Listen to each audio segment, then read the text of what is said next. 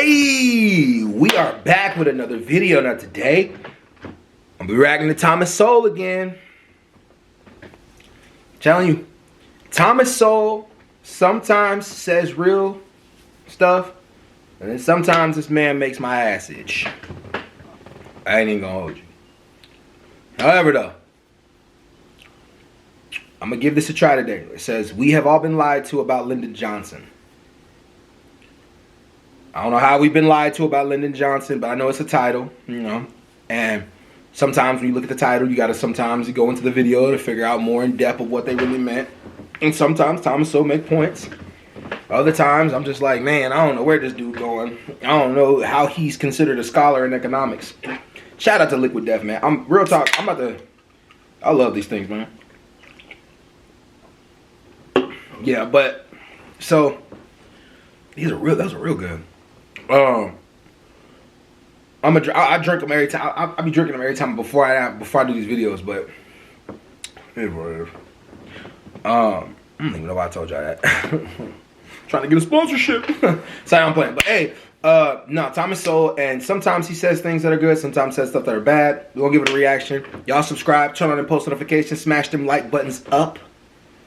Watch this video all the way through. I appreciate you. And if you don't like what I have to say, Saturdays, I go live from 3 to 5. You are welcome to come on and debate me. Come with your super chats. Pay to come up. That's how I'm about to do it. I'm about to make y'all give me at least $10 to come up and debate me. At least, like, you know what I'm saying? Super chat me a certain amount, and then we can come up and we can have a debate. Forget doing it for free. But yeah, anyways, let's get it. Let's go. Another theme in wealth, poverty, and politics, which is a theme in the wider world, Black lives. Quoting Wealth, Poverty, and Politics, quote, "Those who have promoted the prevailing social vision in which lags, gaps, or disparities to the detriment of black people are the fault of white people are trapped in the corollary that these lags, gaps, or disparities should disappear once those other people are constrained by civil rights and policies, civil rights laws and policies." But none of the sort has happened. So let me read it.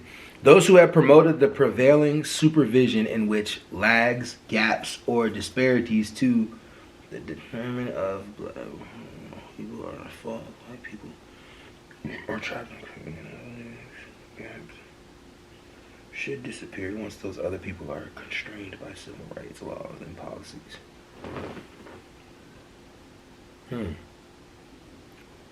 I know he's gonna explain it, but I just wanted to make sure I got a full on. Matter of fact, let me get my notebook. Y'all know how I do.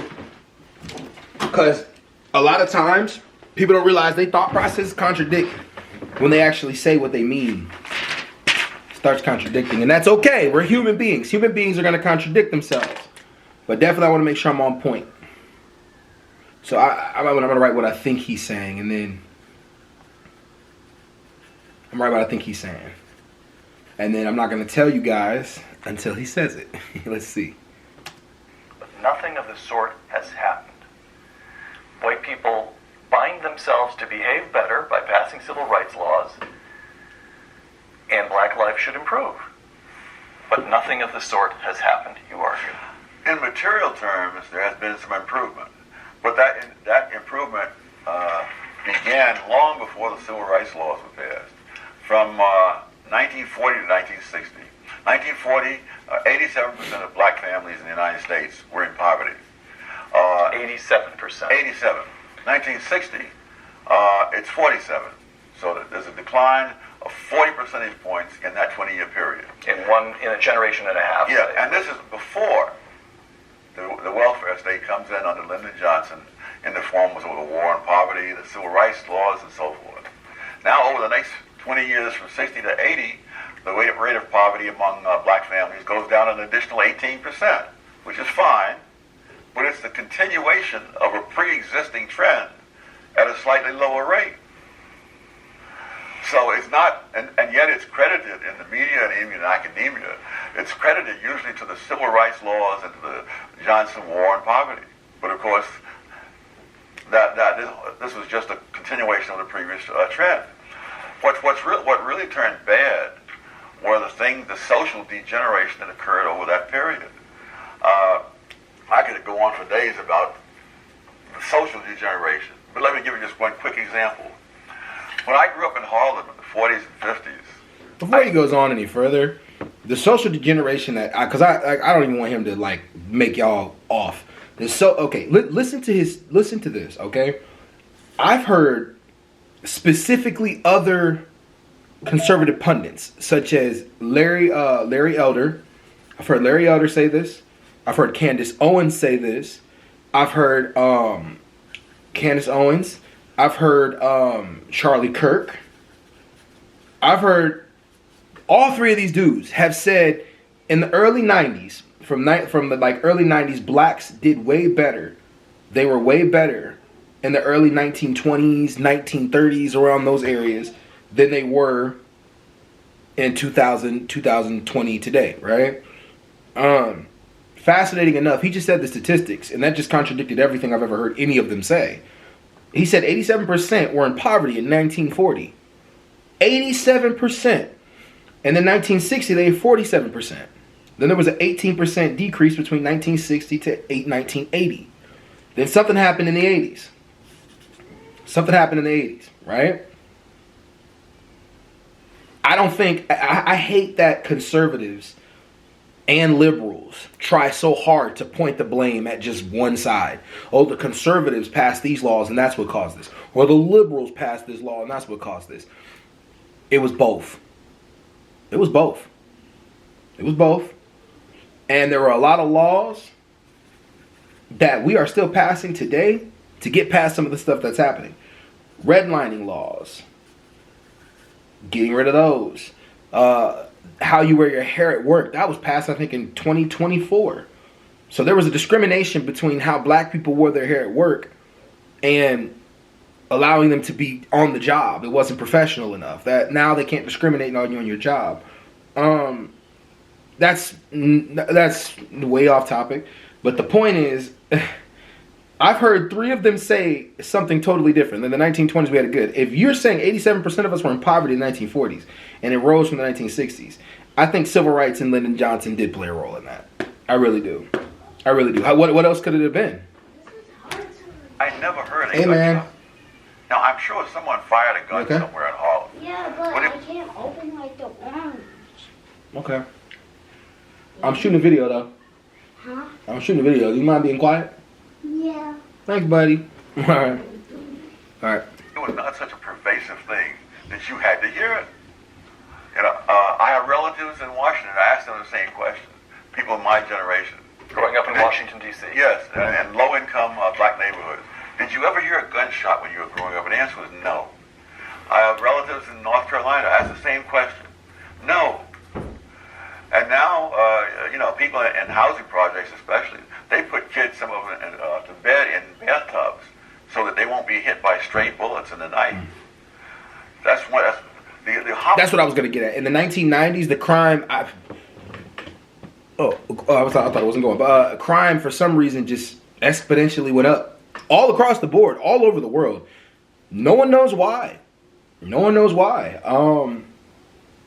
But I definitely think the Civil Rights Act and Lyndon Johnson played a role in it. He didn't explain how they didn't. Homicide rate in the years that I was growing up, and I was really quite lucky as I went through the research, I discovered being in the right place at the right time. The homicide victimization rate among black males in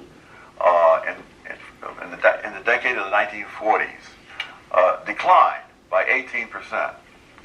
From 1950 to 1960, it declined another 22%. And then in the 1960s, when all these wonderful new ideas in the criminal justice system came in, all of that reversed, and it shot up 89% in one decade, wiping out all the progress of the two preceding decades. And you can run through. So you're admitting that the criminal justice system is the reason why, it shot up. The criminal justice system doesn't have anything to do with economics. But their harsher treatment on black people is what may have caused it to rise. That's what I'm getting from what you're saying. I cannot see his reverse. I know he's trying to blame it on the Democrats, but trying to blame it on the left policies and things like that. But it's it's sounding like it was the system in general. To me, I don't know. I could be wrong though. Y'all comment down below. A great number of other things. The children raised without two parents present. That was about 22% in 1960. One generation later. Okay. To play with games. Okay. Right. It was 67%, and it's gone up a little since then as well. And now the rate among whites is higher than it was among blacks in 1960. So if you look at what actually happens in the wake of these wonderful sounding policies, you see disaster after disaster. All right. So, very important question. Are the wonderful sounding policies simply irrelevant, beside the point, or do they actually play a role in these social pathologies? It would be an incredible coincidence. But you see, and in fact, and I go into this in more detail in the second edition of the book. You see exactly the same pattern in Britain, and all the things that are, in fact, right down to riots in London, Manchester, and other cities, which read just like riots in Ferguson and Baltimore, and things like race is not an issue because most of those people are white who are doing all these things, right down to setting fire to police cars. So you see the same policies are brought in. And another thing that's very similar, and this gets into human capital again. People are saying, poor people can't rise in America anymore. And the data that they use leave out immigrants.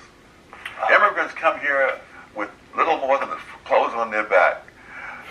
Go in here and by the next generation, their kids are excelling in school, going off to leading colleges and into professions.